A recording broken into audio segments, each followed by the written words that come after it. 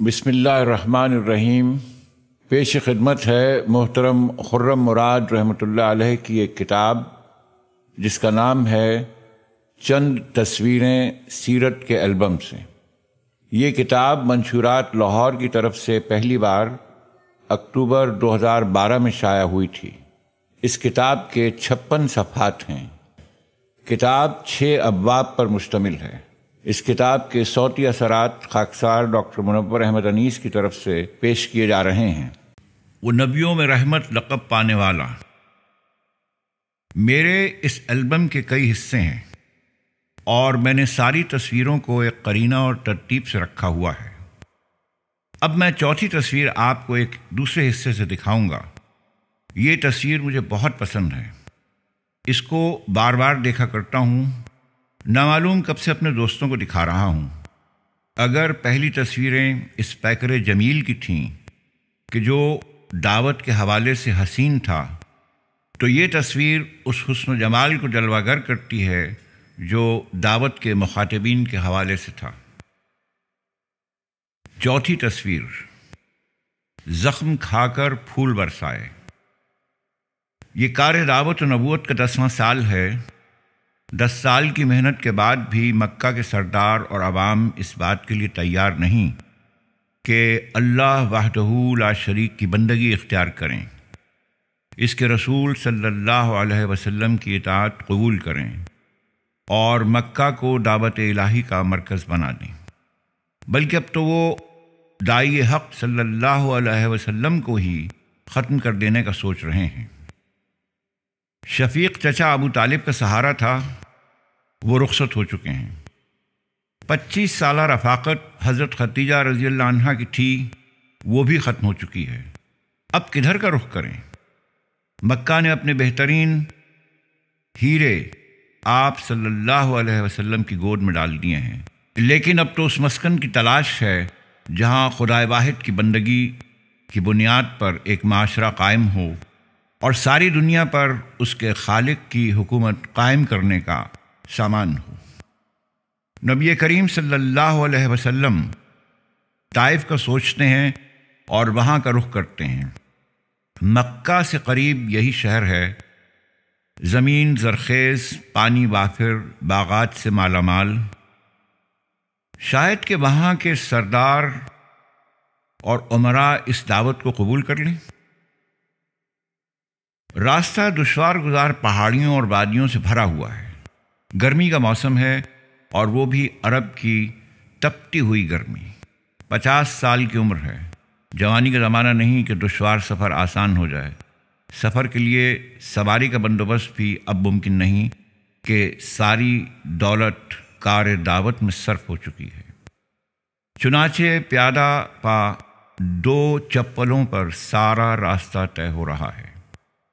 ساتھ حضرت زید بن حارثہ رضی اللہ عنہ ہیں، منہ بولے بیٹے اور راہ حق کے نوجوان ساتھی۔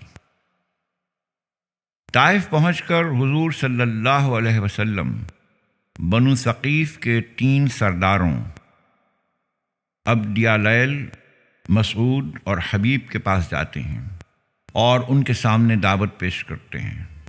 10 سال مکہ میں ٹھکرائے جانے کے بعد جو امیدیں طائف سے ہو سکتی تھیں وہ چکنا چور ہو جاتی ہیں۔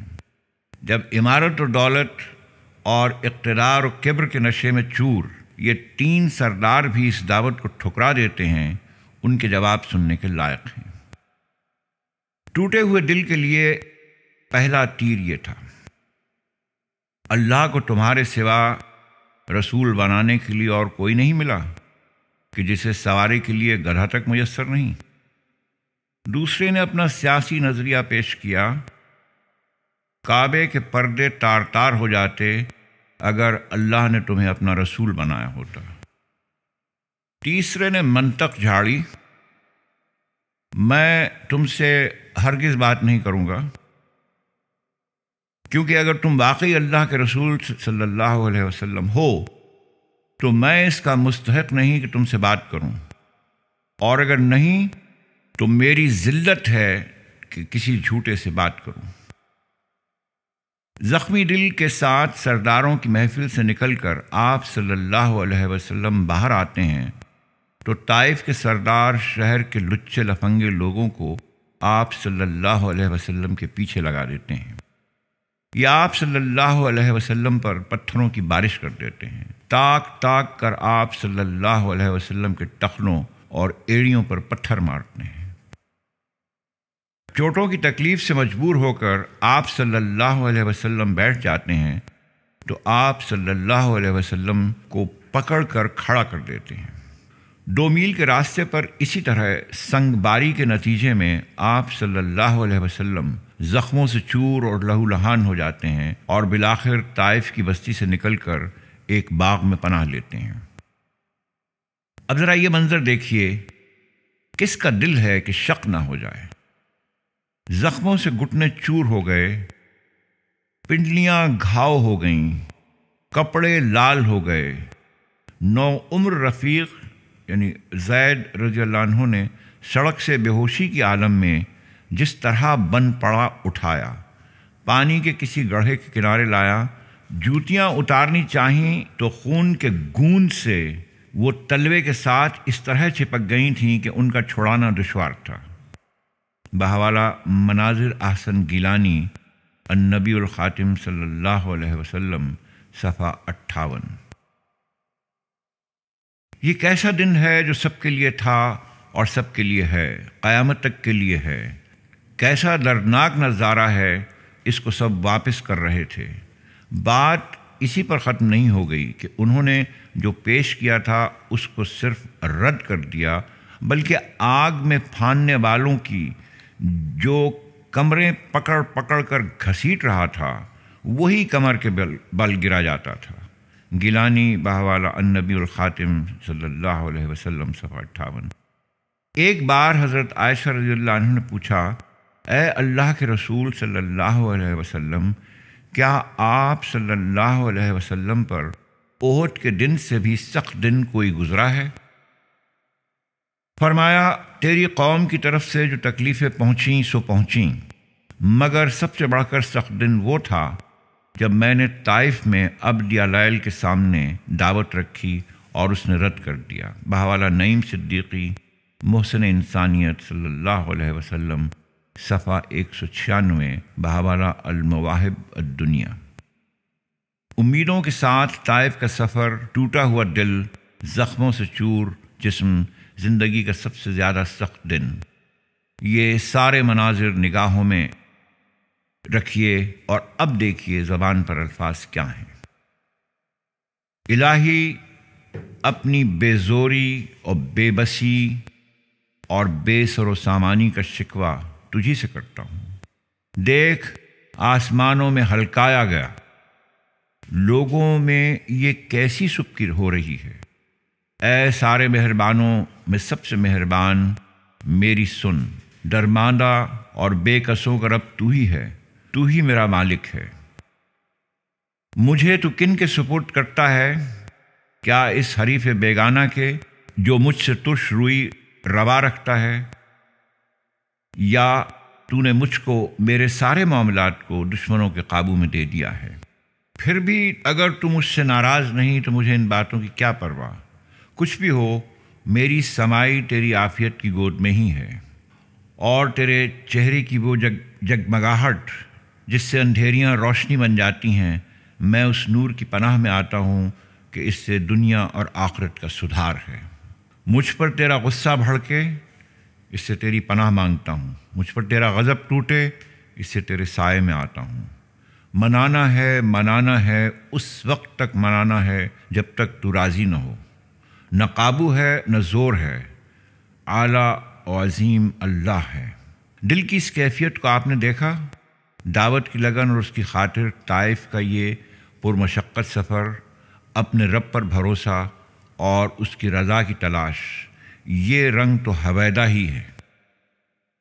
کچھ رنگ اور ہیں جو دراصل آپ کو دکھانا مقصود ہیں۔ حضور صلی اللہ علیہ وسلم کے الفاظ سن کر نوجوان ساتھی حضرت زید بن حارثہ رضی اللہ عنہ کے عرض کرتے ہیں، یا رسول اللہ صلی اللہ علیہ وسلم، ان ظالموں کے لیے بد دعا کیجیے۔ رحمت مجسم صلی اللہ علیہ وسلم نے فرمایا، میں ان لوگوں کے لیے کیوں بد دعا کروں؟ اگر یہ لوگ خدا کے اوپر ایمان نہیں لائے تو مجھے امید ہے کہ ان کی نسلیں ضرور خدا واحد کی پرستار ہوں گی۔ ایک لکھنے والے کے الفاظ میں یہ حضور صلی اللہ علیہ وسلم کی شان رحمت و رافت تھی، خلق خدا پر لامتناہی شفقت اور صبر و استقامت کی حیرت انگیز مثال تھی، مخلوق کے لیے بے پناہ تڑپ، پیغام حق پر انتہائی یقین، اور اس پیغام کو دنیا تک پہنچانے کا جو نادر نمونہ اس ارشاد میں ملتا ہے، سرگزشت عالم میں کوئی دوسری نظیر نہیں نظر آتی۔ عالم انسانیت کے دوسرے برگزیدہ وجود کے قدم ہائے مبارک شفقت علی الخلق کے اس بلند ترین مقام تک نہ پہنچ سکے۔ بحوالہ ابوالکلام آزاد رسول رحمت صلی اللہ علیہ وسلم، صفحہ 152۔ باغ سے نکل کر آپ صلی اللہ علیہ وسلم مکہ کی راہ لیتے ہیں اور اس مقام تک پہنچتے ہیں جہاں سے احرام باندھا جاتا ہے۔ یہاں جبرائیل امین تشریف لاتے ہیں اور عرض کرتے ہیں، اللہ نے وہ سب کچھ سن لیا جو آپ صلی اللہ علیہ وسلم کی قوم نے آپ صلی اللہ علیہ وسلم سے کہا، آپ صلی اللہ علیہ وسلم کی دعوت کا جو جواب دیا۔ اے محمد صلی اللہ علیہ وسلم، اللہ نے آپ صلی اللہ علیہ وسلم کے پاس یہ پہاڑوں کا فرشتہ بھیجا ہے، جو چاہیں اسے حکم دیں۔ پہاڑوں کا فرشتہ سلام عرض کرتا ہے اور اجازت طلب کرتا ہے۔ اے محمد صلی اللہ علیہ وسلم، آپ صلی اللہ علیہ وسلم کو پورا اختیار ہے، ارشاد ہو تو ان پہاڑوں کو اٹھا کر جن میں طائف محصور ہے اس شہر کو پیس کر رکھ دوں۔ ذرا دیکھیے، جس کے گھٹنے توڑے گئے، ٹخنے چور کیے گئے، اب اس کے قابو میں کیا نہیں ہے، اور جو اختیار دیا گیا کیا وہ پھر چھینا گیا؟ جسے پتھر کے ٹکڑوں سے بنوایا گیا تھا اسی کو اختیار دیا گیا کہ وہ پہاڑوں سے اس کا جواب دے سکتا ہے اور بآسانی دے سکتا ہے۔ اب دیکھو، جسے جہاں ملے ملک الجبال، وہ اپنی قوت سے کیا کام لیتا ہے۔ جنہوں نے اس کو ہلکا کیا تھا کہ ان پر ان کی زندگی کو وہ بھاری کرے گا، چاہتا تو یہ کر سکتا تھا، اور اس کو حق تھا کہ جنہوں نے اس پر پتھراؤ کیا تھا ان کو سنگسار کرتے۔ بحوالہ گیلانی النبی الخاتم صلی اللہ علیہ وسلم، صفحہ 65 تا 67۔ لیکن وہی تاریخ جس نے قوم نوح کے طوفان، قوم عاد کی آندھی، قوم سمود کی چنگھاڑ اور کڑک، قوم لوط کی پتھروں کی بارش اور موسیٰ علیہ السلام کے دریا کے واقعات کو ریکارڈ کیا ہے، اسی تاریخ نے محمد رسول اللہ صلی اللہ علیہ وسلم کا یہ جواب بھی محفوظ رکھا ہے۔ پہاڑوں کے فرشتوں سے فرمایا جا رہا ہے، میں مایوس نہیں ہوں کہ ان کی پشتوں سے اللہ تعالیٰ ایسے لوگ پیدا کرے جو اللہ وحدہ لا شریک کی بندگی کریں اور اس کے ساتھ کسی کو شریک اور ساجھی نہ بنائیں۔ کتنی خوبصورت و دل ربا ہے طائف کی یہ پوری متحرک تصویر، اس پر دل کیوں نہ آئے؟ محبت کا کیسا ابلتا ہوا چشمہ ہے، کیسی فراوانی ہے رحمت کی، کتنی شفقت ہے اپنے رب کے بندوں پر، امید کی کتنی محفوظ چٹان ہے جس پر دعوت کی کشتی لنگر انداز ہے۔ اپنوں سے تو سبھی محبت کرتے ہیں، دشمنوں سے کتنے محبت کرتے ہیں۔ اچھی بات کا تو سبھی اچھا جواب دیتے ہیں، کتنے ہیں جو گالیوں اور پتھروں کا جواب دعاؤں سے دیتے ہیں۔ جذبہ انتقام نہیں، نفرت نہیں، غیظ و غضب نہیں، غصہ نہیں، گالیاں نہیں، اپنے اوپر زوم اور غرہ نہیں، طاقت کا غلط استعمال نہیں، بلکہ دل سوزی ہے، ہمدردی ہے، شفقت ہے، رحمت ہے، زندگی کا پیغام ہے۔ طاقت کا اگر کہیں استعمال ہے تو کم سے کم بقدر ضرورت ہے، صرف اس لیے کہ اب طاقت کے استعمال کے بغیر فتنے کا سنبھالنا ممکن نہیں، نہ کہ اس لیے کہ فتنہ اور پھیل جائے۔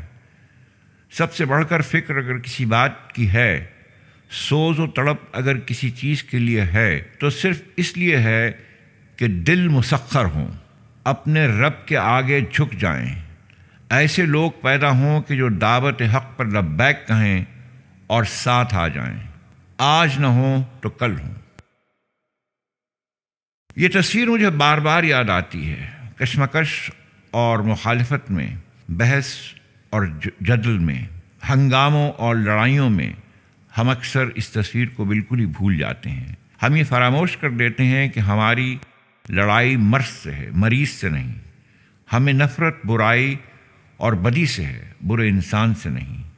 برے انسان کو اسی وقت کاٹ کر پھینکا جاتا ہے جب شفا کی امید ختم ہو چکی ہو۔ اس تصویر کو دیکھیے اور خود کو دیکھیے۔ کیا آپ کے اندر اتنی محبت، نرمی، شفقت، دلسوزی، حوصلہ، صبر اور قوت ہے کہ آپ گالیاں اور پتھر کھائیں اور ان کا جواب دعاؤں سے دیں؟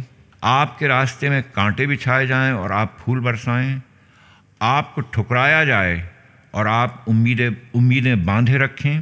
آپ کو کاٹا جائے اور آپ جڑیں؟ آپ پر ظلم کیا جائے اور آپ معاف کر دیں؟ آپ کو محروم رکھا جائے اور آپ دیتے رہیں؟ یہ ضرور ہے کہ برائی کا جواب بھلائی سے دینا کوئی آسان کام نہیں، لیکن اللہ کی طرف بلانے کے لیے، عمل صالح کے لیے اور اسلام پر جم جانے کے لیے اسی کی ضرورت ہے۔ یہ قیمتی دولت اسی کو ملتی ہے جو بڑا قسمت والا ہو۔ قسمت والا وہ ہے جو صبر کی صفت سے مزین ہو۔ یہی ارشاد باری ہے، وَمَنْ أَحْسَنُ قَوْلًا مِّمَّن۔ اور اس شخص کی بات سے اچھی بات اور کس کی ہوگی جس نے اللہ کی طرف بلایا اور نیک عمل کیا اور کہا کہ میں مسلم ہوں۔ اور اے نبی صلی اللہ علیہ وسلم، نیکی اور بدی یکساں نہیں ہیں۔ تم بدی کو اس نیکی سے رفع کرو جو بہتر ہے۔ تم دیکھو گے تمہارے ساتھ جس کی عداوت پڑی تھی وہ جگری دوست بن گیا ہے۔ یہ صفت نصیب نہیں ہوتی مگر ان لوگوں کو جو صبر کرتے ہیں، اور یہ مقام حاصل نہیں ہوتا مگر ان لوگوں کو جو بڑے نصیبے والے ہیں۔